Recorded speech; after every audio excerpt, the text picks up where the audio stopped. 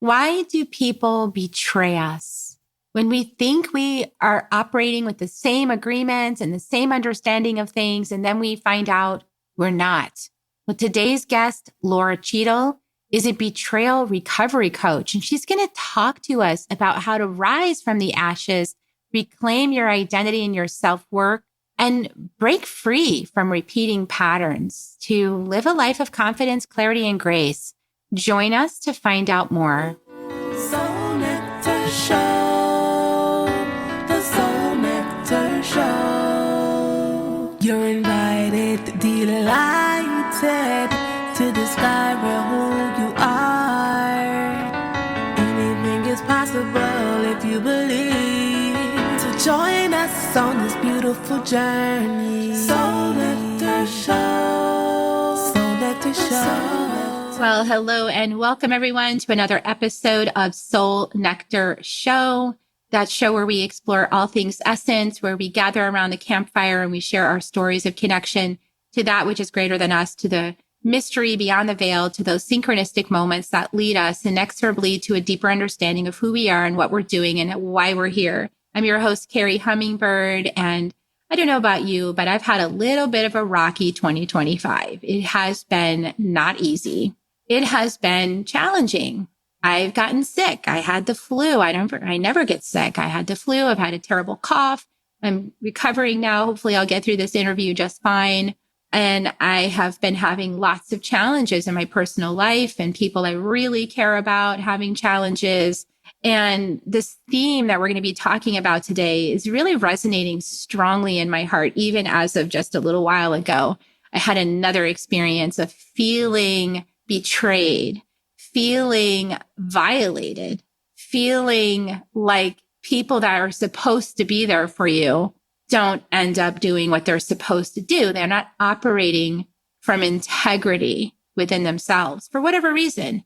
They might be operating from their own base desires. They might be operating from their own sense of that's not my problem. They might be operating from greed or desire or addiction, a number of things, that shadows that people are facing. And then you're leaning on certain people to be at their best, and then they're just not. And then everything is dropped. The things you care about, the people you care about being dropped, not having the support that they deserve to have in a compassionate world. And I'm Carrie Hummingbird, and I'm here for a compassionate world. I'm here for a world where we do what we say and we say what we do, where we show up with integrity, where if we say we're a healer or a helper, that we're actually that, and that we do what we're called to do from a higher level, from a divine level, not from this lower base level that many of us get trapped in. But people get trapped in those spaces. And so we're going to talk about that today. How can you handle it when you're betrayed, when your faith and your confidence is betrayed, and it takes an emotional toll? How can you move through that? I have my friend Lora Cheadle here with us today, who's a betrayal recovery coach. Do you even know that there's such a thing? A betrayal recovery coach. Welcome, Lora. Thank you. I'm really looking forward to our conversation because I know you and I know we're going to go really deep and change a lot of perspectives and a lot of lives with this conversation. Exactly. I love the fact that you have been a TEDx speaker, that you're an attorney, also a JD. It's like an attorney and a spiritual person. What? Like those things go together. You help women heal from betrayal on an energetic, emotional, and ancestral level, while also providing legal guidance to help them navigate the practical complexities of infidelity and relationship transitions, and empowering everyone to rise from the ashes, right? Rise from those ashes of betrayal, because you might be a man in my audience going, I've been betrayed by women, so this is not exclusive, this experience. But I want to say, if you felt betrayed, this is the conversation for you, because it does impact our self-worth. It impacts how we think about ourselves and how we think about the world. It impacts our faith and trust in a good, compassionate world. And it makes a difference when people don't really do what they say they're going to do. That makes a huge difference in our sense of safety, right? And what's like you're dealing, like a lot of your experience, right? And I'm going to let you talk about it, but a lot of your experience has been being in a close relationship your partner, your person that's supposed to have your back, your person who's supposed to love you the most, the person who's supposed to advocate for you, that helps you pay the bills and put food on the table and even have children together and all of that. That person, when that person betrays you through infidelity, let's say, or some other way, who knows? There's lots of ways to be betrayed. Gosh, that's hard. And so tell us about your experience with that. Cause I know you're still together with your husband. So you're doing the deep shadow work to work in the relationship. It's not that you throw it out necessarily, although sometimes you do. I did my first one, but you have to make that decision, right? So how did you move through that process when you found out that there was infidelity and you felt betrayed? What was some of your first moves? I love everything that you've said. The first move, the very first move is to feel it and to cry and to grieve. And I spent, a good week on the floor, literally unable to get up, with the thoughts, with the emotions, with the, oh my God, how could this have happened to me? Really, the first move is to lean into that pain, because here's the thing. Betrayal is a universal human experience. We all feel betrayed. We all get betrayed. And there's a difference between feeling betrayed and actually getting betrayed too. And I can talk about that a little bit more later. But it's universally one of the most painful experiences because of all the reasons you said. It cuts to our worth, our view of ourselves and how good we are. And it brings up all those feelings of like, what did I do wrong? And how can I be so worthless that other people can't see my value? So the first step is always to feel that, to not run away from the shadow, to embrace that pain, to recognize that that pain is a way where we can connect universally to other people. And once you lean in and embrace that pain, that's when it starts to go away a little bit. That's when it starts to metabolize and process. It's not easy, I'll tell you, because I had an experience of betrayal just this morning, right before this call. So synchronistic because we're going to have this conversation, right? So I always so grateful for the alignment.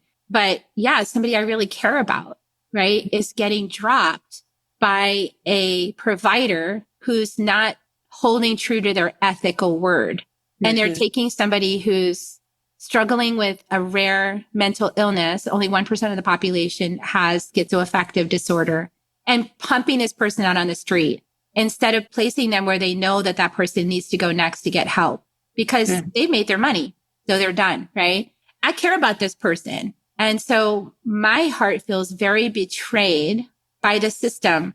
And the betrayal for me included anger. I don't know what but like anger, rage, violation, disgust, just like really angry and wanting to go in person to tell this provider what I think about them, and really, really deep worry and concern too for the person I care about. Mm-hmm. Feeling like I want to rush in and save the day or like do battle or be a warrior, cut somebody down to their size. These are feelings I had just even like half an hour ago. Yeah. And is that kind of like what some of the betrayal feelings are? Yes. As a lawyer, I like definitions. So I always start with definitions. The definition of betrayal is the breaking of an expectation that you have relied on. So you relied on people to be in integrity. You relied on people to help. So betrayal is the breaking of an expectation that you relied on that ruptures your view of yourself or the view of the world. And when that happens, rage, anger. And the reason that it's so palpable, that it's so painful is this is your worldview. I thought people in this profession would stand up and be in integrity. I thought I could count on the healers, the protectors, those with the information to help me. I thought I could count on them to help. Isn't that how our world is set up? We have rules, we have structures, we have systems, and we're relying on these systems. And that system is not letting not only me down, but it's cracked my worldview. And now I'm in this place of vulnerability because if I can't rely on that, I can't rely on, think about all the people we rely on, the medical profession, the legal profession, the police, the fire, the government. Like we rely on all of these people. We rely on friends, we rely on family. So it cracks our foundation.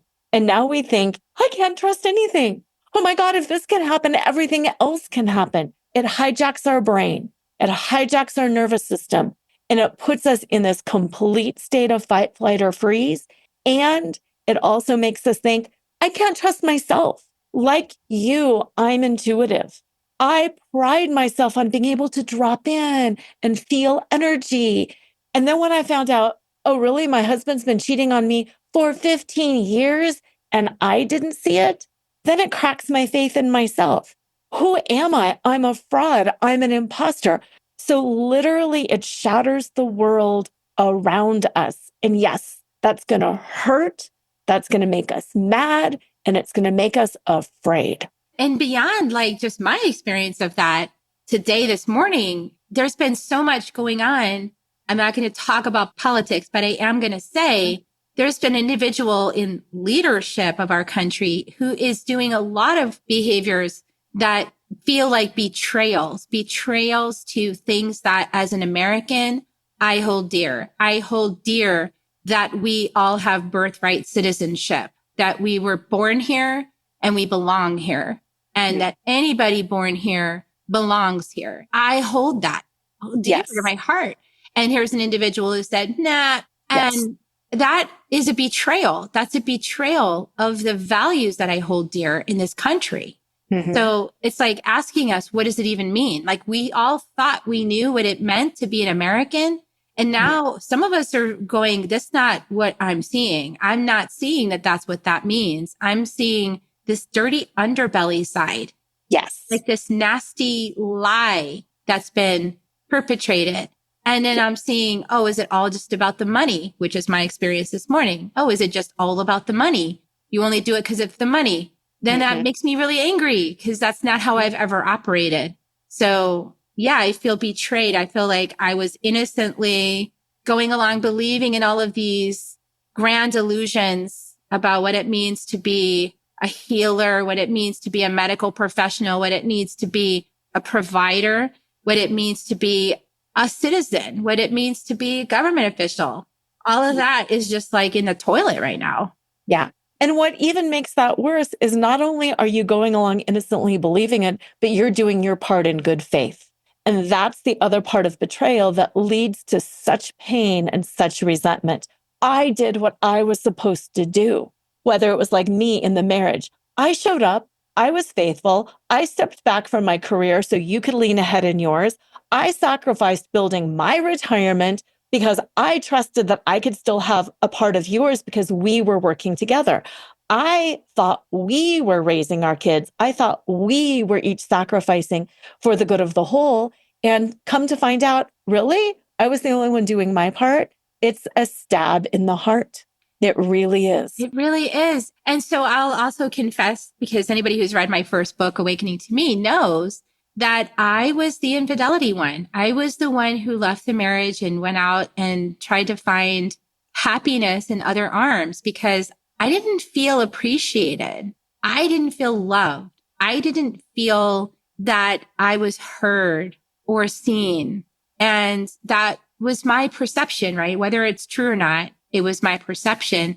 And I felt really criticized. This is part of the healing of betrayal. All experiences have a 360-degree view. And until we can start walking around and seeing the experience, not from a place of judgment, but from a place of understanding, our healing becomes more difficult. And like you, my husband did not feel validated. He was in pain. He didn't know how to communicate that pain. He didn't know how to bridge the gap. And he thought cheating would make him feel better. And then it didn't. And then that created guilt. And then that created shame. And then that created more blockage. And it started spiraling. My healing really, really kickstarted when I was able to understand and see his perspective. I don't have to agree with it. It wasn't the choice that I made. It didn't absolve him and it didn't take away my pain. He still made a choice that was out of alignment with the ethics of who he really was, but I understand that. And that's really, really important, even when it becomes, on a world stage. how can we see the perspective of the perpetrator? Not agree with it, not let them off the hook. Oh, it's all okay. But how can we understand the depth of their pain? Because people don't act out of alignment, like you said, until you're in pain. And pain causes us to do things that are out of alignment. So it's broadening, having that 360-degree view and extending some love, extending some compassion. It's so hard to have that when, from your perspective, you see the other person really wrong, like Yes. the right and wrong thing. And it's such a core feeling. It's a violation of a principle that you're living in. And when I was doing that violation, I felt myself violating myself because I was not being the person that I knew I was in truth. I was acting falsely. I knew that about myself. I knew when I was doing it that I was not in truth. And there was a sort of like rebelliousness to it. Like, I'm just not going to do what I'm supposed to do. I'm going to go do this because then I'll make myself feel better. It wasn't really about hurting him. And I actually couldn't stop myself. I had this weird addiction or psychosis around it where I couldn't actually stop myself from doing it. And I would go on, I would tell him, I would say, I just did it again. Oh my God, I don't know why. I wish I could stop. And I just, because I'm so transparent, I would just go, I happen again. I don't know why I'm doing it. And so I finally left the relationship because I couldn't stop myself from doing it. And I didn't want that to be his reality or my reality. And so I just said, okay, I just need to leave. Like, obviously I need to sequester myself because there's something going on with me that I don't understand and I can't make it stop. So I need to just remove myself from the situation in order to be a good person. Like, I actually just need to go. Yes. That was my choice. That's what I did. It wasn't what he wanted. He wanted to keep going with it. And I just thought, no, I can't live with it. Like, I can't live with what I'm doing. Mm-hmm. The wound, spiritually speaking, the wound of betrayal, I believe is one of the most profound lessons a soul can learn. And what's so profound about it, it ties right into what you were saying. It's a gift for both of the people involved. This whole dance of betrayal only happens when both people have a lesson to learn, when they are on the cusp of elevating into something bigger and better. And you hit the nail on the head when you said you were violating your own integrity. So true. So true. I really like to say that all betrayal spirals back down to self-betrayal on some level. And when you're in the thick of it, it's really hard to see because we really want to make it about other people. And it is about other people. They've got their own wound too. But when we can get through it and come back home to ourselves and ask ourselves, where am I betraying myself? Where am I not standing in my mastery? Where am I giving up some of my power? Where am I not creating my own life? Where am I giving up too much of myself in this situation? And that took me a long time to get to, because when you're betrayed, you are victimized. You have been victimized. Own that. But you don't have to be a victim. Being a victim is an identity. All humans are victimized. All humans will be victimized. Everybody listening, you will be victimized. That's part of the life journey. But you don't have to wear the identity of victim. And that's that big step. That's that big learning. That is one of the gifts, the profound gifts of betrayal. Where can you use this experience to stand more in your power? You had mentioned fighting. Fighting is something we want to do, but power is getting to the place where we realize, maybe I don't have to fight like that. Maybe it's less about them and it's more about me. Yeah, I like that you're saying that, because in this situation that I'm in, where I had asked for help with this person because I cannot manage it myself. Like, I tried managing it myself and I was not able to. Yes. And so I asked for help from people that I assumed would be able to help me, right? Because of their title or because of their degrees or because of their position in our society. And then when you find out that they don't even know what they're doing and that they're actually betraying all of us by acting as if they know, but then they don't know. And then the whole thing's a big mess. It's like really frustrating to then wonder, why is this repeating in my life? Mm-hmm. So like you, I look at all levels. Like I will look at soul contracts. I will look at like, what is my past life relationships with this person? What is repeating here? What at a soul level needs resolution? Because Mm-hmm. that is the key, right? And in this case, the soul contract, the soul experience that we're working through is this person being independent. That's what's happening here. But this soul is very not willing to be independent, right? Wants to like come and lean on me a lot. And Mm-hmm. because I have a lot of compassion, because I do have a lot of empathy and I do have a lot of compassion and I am a safe space. But at the same time, holding that kind of space when you know that their soul needs to break free and be independent and Mm-hmm. find a way to do that and to be safe without you there, Yes. that is where it gets tough, Laura, because by conditioning, right, our ideas about how relationships are supposed to be, certain relationships are supposed to be like this. Mm-hmm. We think we're supposed to be this way. And then spirit is telling us, no, it's the opposite. Like you actually need to hold this line. Yes.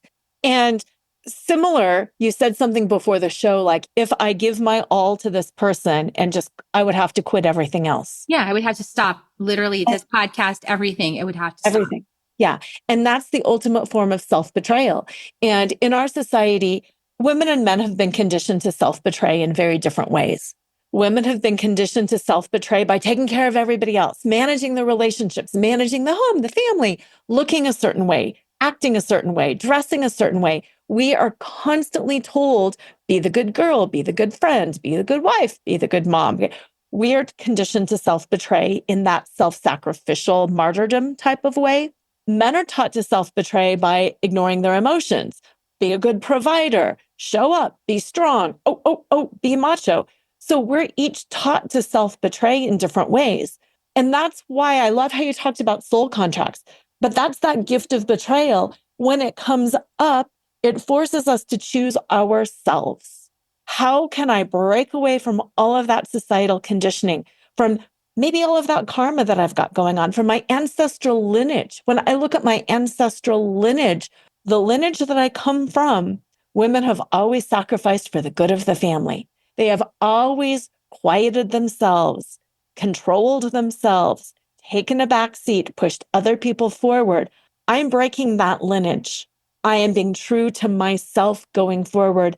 And the test is, even when it hurts, even when it's not really what I wanted to do, even when I'm not sure what the future is going to hold, how can I trust myself and own myself and step forward in confidence that no matter what happens, no matter how many times other people betray me in the future, I know how to manage these emotions. I know how to feel. I know how to grieve. I know how to rage.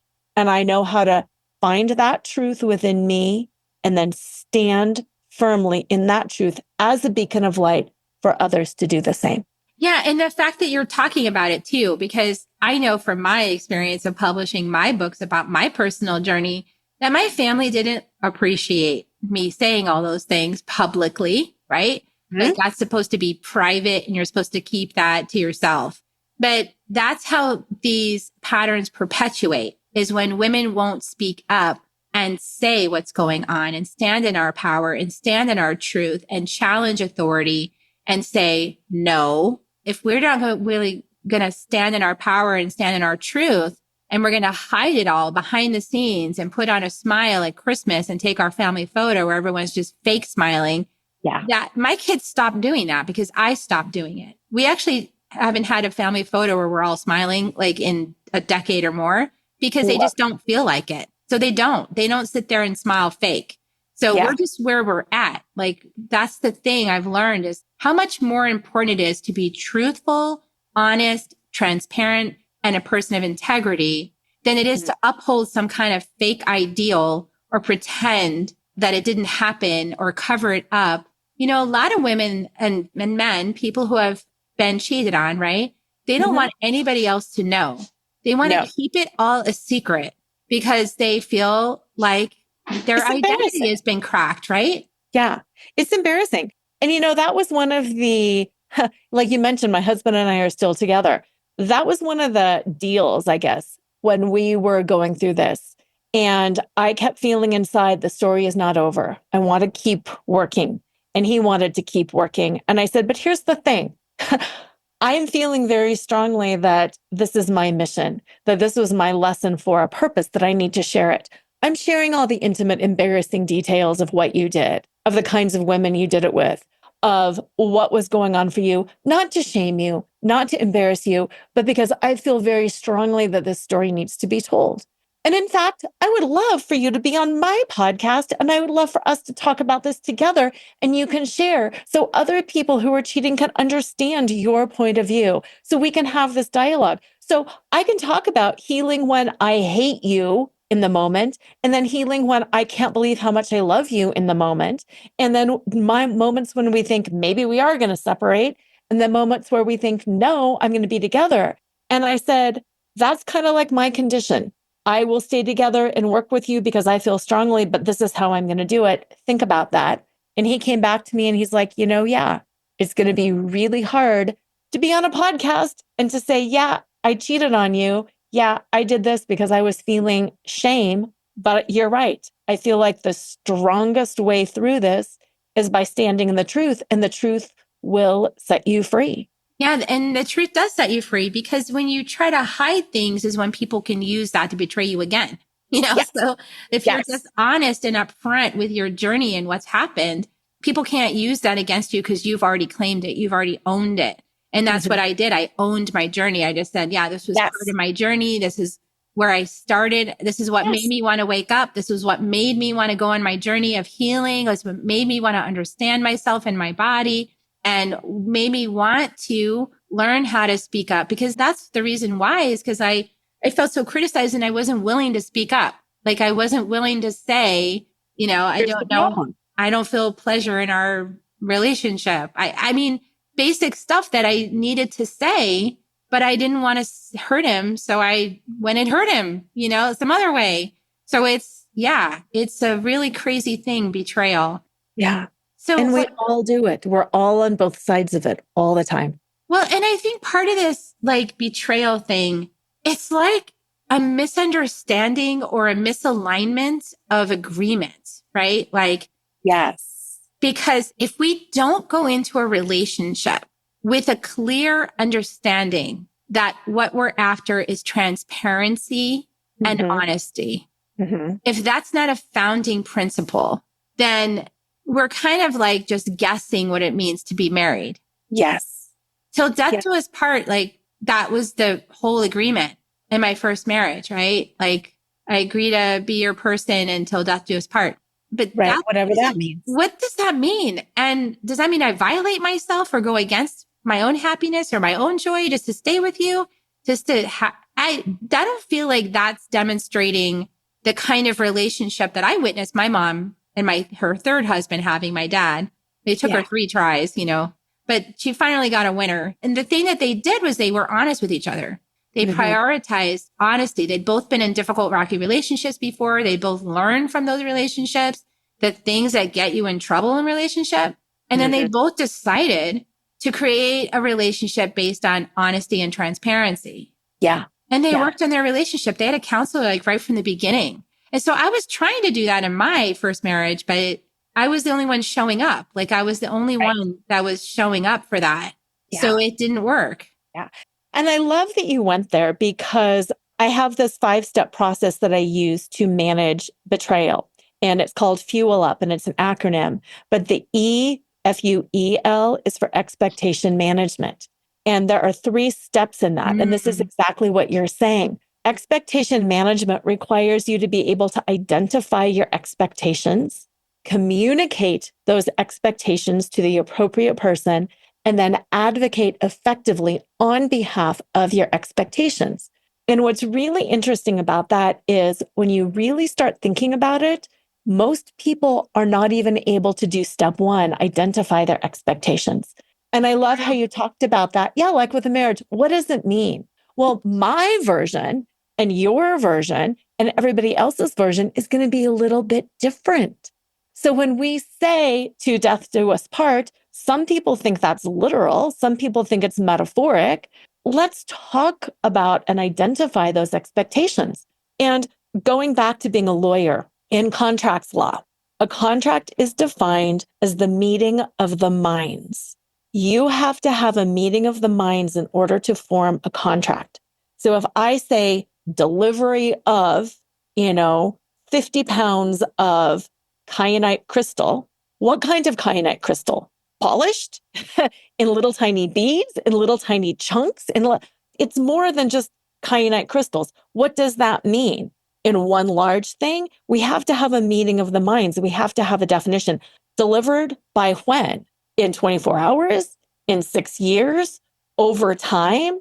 Like all of these details, we don't hash out in our personal life. We just expect everybody will know what we mean because isn't that what we expect? Isn't that what we mean? Doesn't everybody know this? So identifying very clearly what you want is the first step of expectation management. I love that. And this is one of the reasons why in my second marriage, the one I'm in now to my lovely partner, Rakeem, is that we live our relationship by the 4 agreements. And one of the agreements is don't make assumptions. Yep. For that exact reason. Yes. Because you have to discuss things. Sometimes in that discussion process, it's really uncomfortable. It is. Because you're talking about you're spelling out things that are obvious to you, but they're right. not obvious. You think they're obvious, but they're not. They're not obvious. Yeah. And so when we're not clear with our communication, when we're not impeccable with the word, which is the first agreement, all kinds of misunderstandings happen. And fear comes in then. Fear comes in when people don't understand what it means. And then they start arguing over what it means instead of being curious about what's intended here. Be specific with your language. I love that you bring in that lawyerish legalese there because that is important to get that clear. Yeah, it really is. And then that second step after you've communicated it or after you've identified it is to communicate it. Because so often we get clear in our heads and then we make these decisions and we're like, oh yeah, well, this is what I'm going to do. But we fail to communicate it or we don't communicate it to the appropriate people. We communicate it maybe to an admin over here with the assumption that admin will go tell, the person that we're dealing with, or we communicate it to our best friend, or we communicate it to our partner's brother with this weird manipulative idea that, well, he will then share it with him and then I'll get my needs met. Communicate to the person that you need the action from, because then you can have that dialogue. I can communicate. Sometimes it's simple. I can communicate, hey, I want pizza tonight. And my partner's like, wait, what? And I just assumed, well, we always do pizza on Thursday night. So I want pizza tonight. Well, we've had these assumptions, but we have to communicate it. And that's just such a simple, silly example. But when you get in the habit of communicating along the way, it makes it easier for the big things. Yeah. If your partner had felt or had experienced the ability to communicate, I'm feeling like I'm not pleasing you, or I'm feeling really insecure, or I'm feeling ashamed of myself, or I'm feeling, not attractive, or whatever those things are. If your partner was able to communicate those things, which is why psychotherapy is actually pretty useful for that kind of thing, because it gets you communicating, then, you could actually have averted some of this crisis. Mm-hmm. And then that third step, again, this goes back to the lawyer in me, but is advocate on behalf of yourself and your expectations. Yes, hold space for the other person. Yes, get curious. But at the end of the day, too, how do you advocate effectively for what you want? And I love that you talked about anger earlier on and why I said the first step is to let those emotions process. Typically, effective advocacy does not involve aggression or anger. Right. Exactly. That gunks up works because then people get defensive. Yes. It triggers the defenses. And in the Gene Keys, that's called the Eden loop, when your emotional process is triggered and then your mental defenses kick up. And then the other person's emotional center gets triggered because your mental defense and then they get mentally defensive. And then people are just arguing back and forth. And pretty soon they could have been saying 99% the same thing. But by the time you're done with that argument, it's like they're polar opposites. It's like they're not even on the same planet. Yeah, absolutely. And whether it's tears or anger or frustration or fear, whatever emotion triggers that. So, how do you advocate? Two of the things that I recommend starting with is I statements. Like I expect it. I'm Yeah. feeling this, or I'm expecting this. This is what I prefer. Yes, I need. I need help. I expected that. I can't. I can. And then following up instead of you didn't do this and you made me so mad and you have now set me up and that what I need, what I want, what I feel, what I expect. And then the second step of advocacy, and we talk about this a lot too, is just boundaries. But a boundary is a statement, again, communicated to the other person of what you will or will not do. I expected this. What I am going to do now is, and then do it. I need to leave the room. I need to communicate to your superior. I need to share this experience. I need telling people what I am going to do now that this has happened. And why that's powerful is it lets the other person know where you stand so they can make different decisions. I am communicating this to your superior. I am filing for divorce unless whatever it is, let the other person know and then do that. If I say, I am feeling so overwhelmed by this infidelity, I need a third party to help us out, whether it's a coach or a psychotherapist. And if we don't get that, I need to leave this relationship because I can't stay in integrity with myself. It lets the other person know what you are going to do, and then they have a choice. If they choose the same thing, perfect. We will get a coach. We will get a therapist. We will continue to move forward. And if they don't, it sets you free because it lets you know where they stand. Yeah. And then there's that, that recognition, even in the stating of that need, that you had the need to begin with, which you may not have ever vocalized Realize. or thought about. You just assumed in the back of your mind that, of course, this is how marriages work. Of course, this is Totally. how, providers Society work. works. Of course, this is what would be expected. Then you just were assuming it. But until we have the conversation, right, where we realize that not everybody was agreeing to the same thing because it was never vocalized or discussed. Mm-hmm. Yeah. And this has got to be part of demolishing codependency. I mean, I'm realizing how much this is about codependency. Yeah, it is. It really is. And it's also that self-betrayal. And I think codependency is really a form of self-betrayal too. How do we claim for ourselves who we are and what we want? And that's for me, and I know for a lot of the people that I work with, it's really hard to just claim what you want and what you need because we're like, well, I don't want to be entitled. Well, I don't want to seem arrogant. Well, I don't want to be needy. Who are you and what do you want? What can you claim for yourself? I claim more for myself now than I ever have because I realize my worth because of what I have gone through with betrayal. Exactly. And you had a relationship that was struggling through betrayal. Both of you decided to work on the relationship. And I want to say there's no right answer here because it has to do with the two people that are in the relationship, what those two people prioritize and value. And then the choice to move through it is a huge opportunity for personal growth.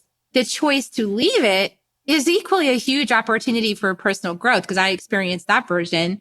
And so either way, you're going to learn about yourself. You're going to learn about what's important to you and you're going to learn how to communicate that and you're going to learn how to listen and also share, speak.